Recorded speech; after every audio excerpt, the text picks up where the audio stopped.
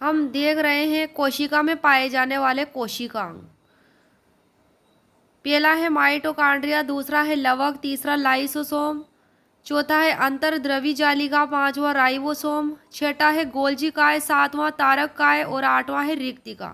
तो ये क्या है? कोशिकांग है जो कोशिका में पाए जाते हैं।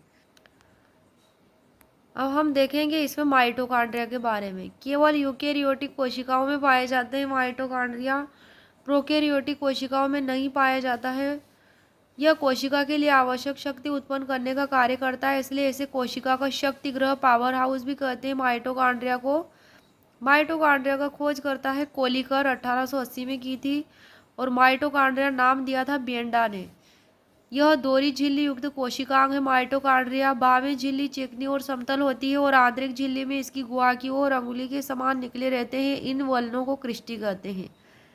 क्रिस्टी की सतह पर असंख्य संवृत कण लगे होते हैं। इन कणों को ऑक्सीसोम कहते हैं। क्रिस्टी के मध्य भाग को आधात्री या मैट्रिक्स कहते हैं, जिसमें मैट्रिक्स में 60 से 65 से 70% प्रोटीन, 25% फास्फोलिपिड और 0.5% आरएनए पाया जाता है। डीएनए और राइबोसोम भी होते हैं। माइटोकॉन्ड्रिया में पाए जाने वाले एंजाइम श्वसन में खाद्य पदार्थों का ऑक्सीकरण करते हैं।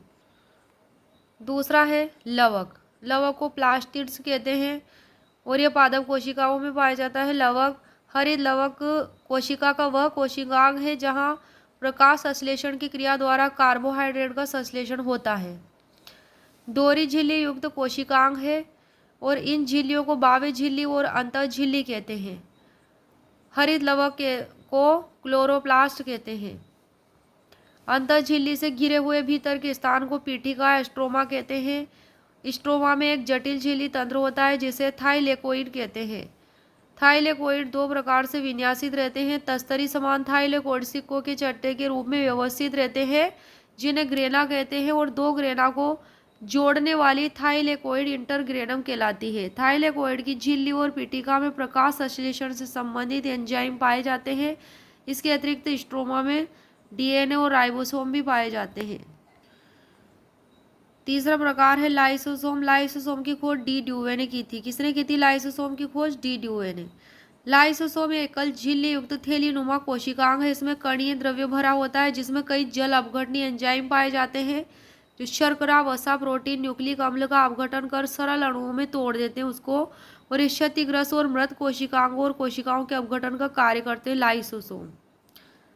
आत्मघाती थैलियां भी कहा जाता है लाइसोसोम को। किसको? लाइसोसोम को।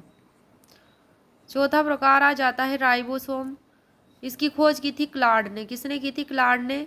और राइबोसोम नाम किसने दिया? पेलेड ने दिया। राइबोसोम के चारों ओर झिल्ली नहीं पाई जाती है और ये आरएनए और प्रोटीन के बने होते हैं। यूकेरियोटिक कोशिकाओं में 80S तथा प्रोकैरियोटिक कोशिकाओं में 70S प्रकार के राइबोसोम पाए जाते हैं।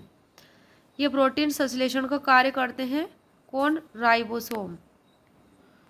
पांचवा प्रकार है अंतःद्रवी जालिका, इंडोप्लाज्मिक रेटिक्यूलम। कोशिका के केंद्रक तथा कोशिका कला के मध्य सूक्ष्म नलिकाओं की जालिका होती है अंतःद्रवी जालिका।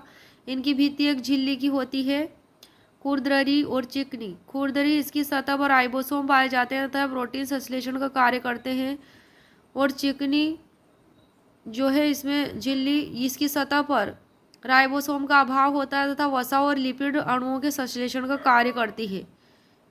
इसकी भित्ति, अंतःद्रवी जालिका की भित्ति एक झिल्ली की होती है। छठा प्रकार है गोल्जी काय का। गोल्जी काय की खोज की थी कैमिलो गोल्जी ने। किसने की थी? कैमिलो गोल्जी ने गोल्जी काय की खोज की थी। कोशिकाओं के केंद्रक के पास चपटी नलिकाओं के रूप में यह पाया जाता है। आशय रिक्तिकाएं और कुंडिकाएं, तीन प्रकार की संरचनाएं गोल्जिकाय में पाई जाती है। कोशिका में शर्करा, प्रोटीन व पेक्टिन के संश्लेषण व श्रवण का कार्य करता है गोल्जिकाय।